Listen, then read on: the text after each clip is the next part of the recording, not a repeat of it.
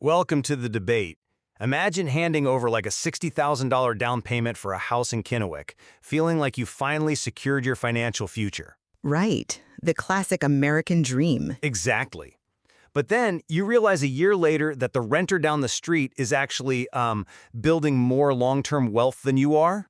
Which sounds impossible to most people. It does. But today, we're challenging the oldest rule in real estate, the idea that renting is just throwing money away. We're looking at the core housing dilemma right here in the Tri-Cities, weighing the merits of renting versus buying. I will be arguing that renting is a strategic choice, a powerful way to maintain liquid capital and, vital flexibility.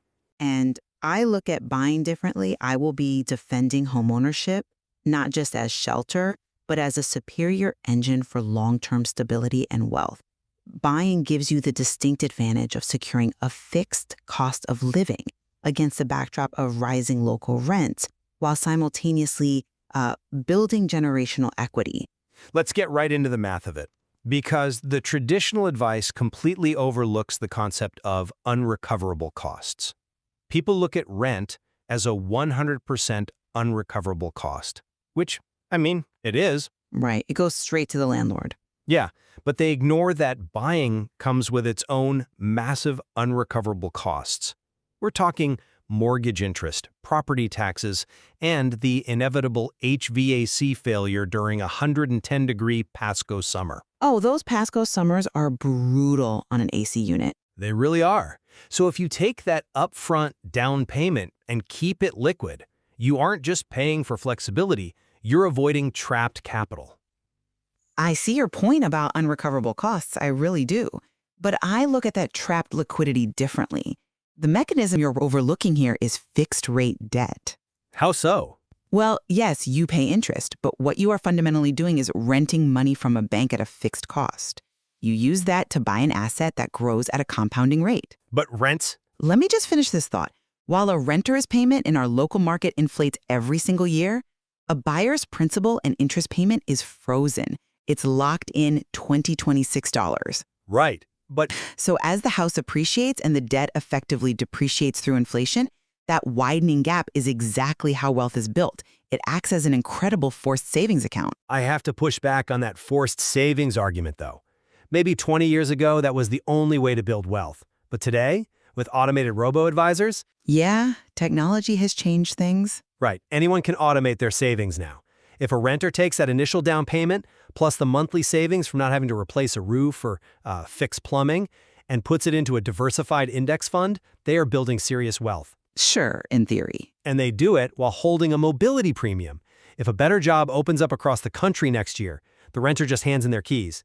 The homeowner is stuck navigating a complex, really expensive local real estate transaction. That's a compelling theoretical argument, but it assumes absolute financial discipline.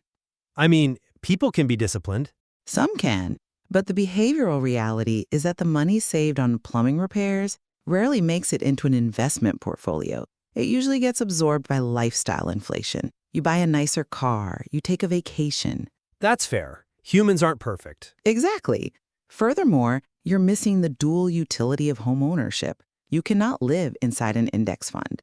Buying provides immediate shelter utility while the asset appreciates. True. Plus, you gain total control over the property.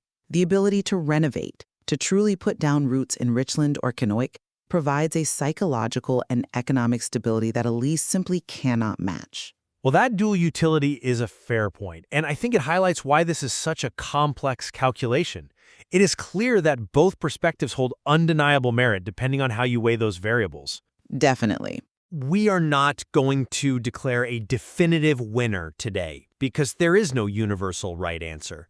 It comes down to whether your unrecoverable costs are better optimized through the mobility of renting or, the inflationary hedge of buying. Precisely. The right choice strictly depends on an individual's unique situation, timeline, and readiness to take on the responsibility of property. Flexibility and capital liquidity have a measurable economic value, just as much as stability and equity generation do.